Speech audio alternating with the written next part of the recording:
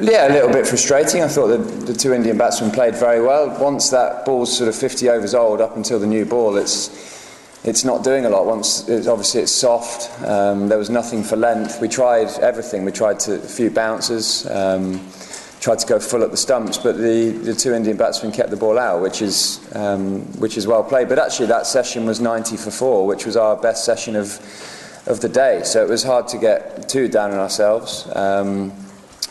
I think 460 is a decent score. It's not a 600, which could easily have happened on that wicket. So we've got one job, and that's to bat as big as we possibly can, make use of day 3 and day 4, which are generally pretty good to bat here at Trent Bridge, and try and put the Indians under pressure last day. Yeah, I mean, it is one of those things when you're in a bit of a rut and you've not scored runs for a while, things go against you, and I can count on one hand how many times I've seen a ball cannon off the thigh pad onto the stumps. They generally go down to fine leg for 1. So, as I say, it's just in one of those places at the minute, but it will turn. It only takes a cover drive or a drop catch to change your momentum, and you're away. And we've certainly got enough cricket in the next 5 weeks for it to change. How was he in the dressing room afterwards? He was fine, yeah. I mean, as I say, when you get out like that, there's not a lot you can do. If he'd have drilled 1 to extra cover, he'd have been a little bit more annoyed. But yeah, I mean, he was fine. He was chatting away. He was chirpy. Obviously disappointed not to have made a big contribution, but as I say, those sort of dismissals are so rare. You can't do much about it. No, not at all. Hopefully we can put as many overs into the Indian bowlers as well. So it's been tough. There's no doubt about that. I said before the Test match, all you want from a wicket, you want it to be flat, but you want Nicks to carry, and it's probably been the complete opposite. So it's been hard work, but our key now is to rest up and bat as big as we can. If we can give our bowlers a lot of rest, we could put India under pressure on the last couple of days, but I can't see the wicket deteriorating too much, to be honest. Yeah, I mean, Indian wickets are faster than that. There's no doubt about that.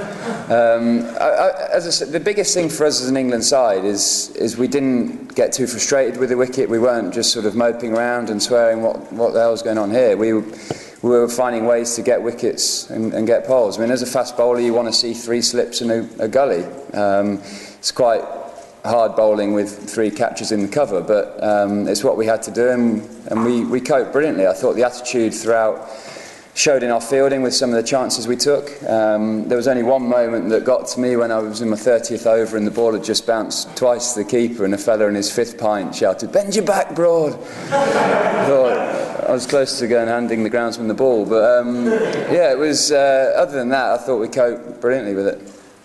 Yeah, but he's played 100-odd tests and loads of first-class cricket. He'll have had that many a time as an opening batsman. I think it's always frustrating as an opening batsman when the number 10 and 11 hang around. And actually, in our own team, we talk about the tail wagging because it does cause a bit of frustration to the opposition. And credit has to go to the two batsmen for causing that frustration, I suppose. But also, our tail were thinking we can do the same here, because if you can't bowl a bouncer at a lower order player, it takes out a lot of the threat. So batsmen can get forward and protect their stumps and then thrive off any width.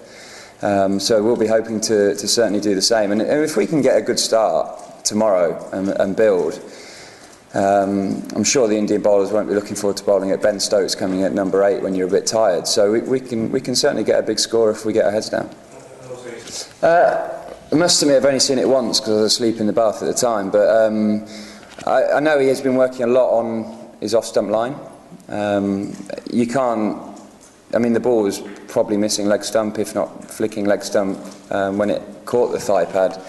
You just can't do work on those sort of dismissals. It is one of those things, it's like getting caught down the leg side. You think you flicked it to fine leg and you just don't get quite enough wood on it. So I'm sure Cookie would have been more disappointed in the change room if he'd have nicked off from 5th stump tonight than getting bowled around his legs off his thigh pad. It really is one of those dismissals that you can't do a huge amount about, and he'll be looking forward to batting in the second innings, I'm sure. Last couple?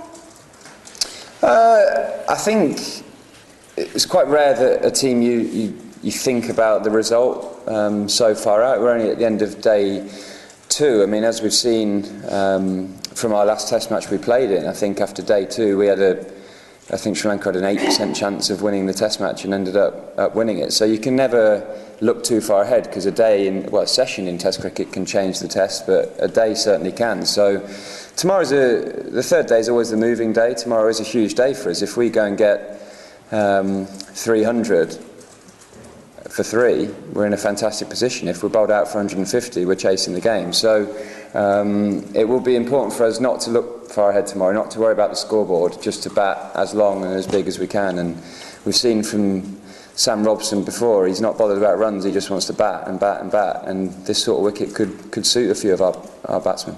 I've got no idea. 2 days out, we were in the nets, and there was checks, like moisture checks, going through the pitches, and I mean, I heard it was drier than Headingley and Lords, etc. It almost looked like a day 1 wicket 2 days before the Test. I mean, I think the best thing that's happened is Trent Bridge have come out and said, look, our mistake, apologise for the pitch, and not much more can be said about it, really. It's certainly not what England would have asked for, certainly not what Trent Bridge would have hoped for.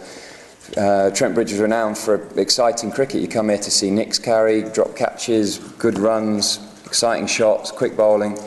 We've not really seen a lot of that. So Trent Bridge will be disappointed, as they've come out and said that, but let's just hope that other grounds don't follow suit. Okay, thank you very much. We'll leave that now.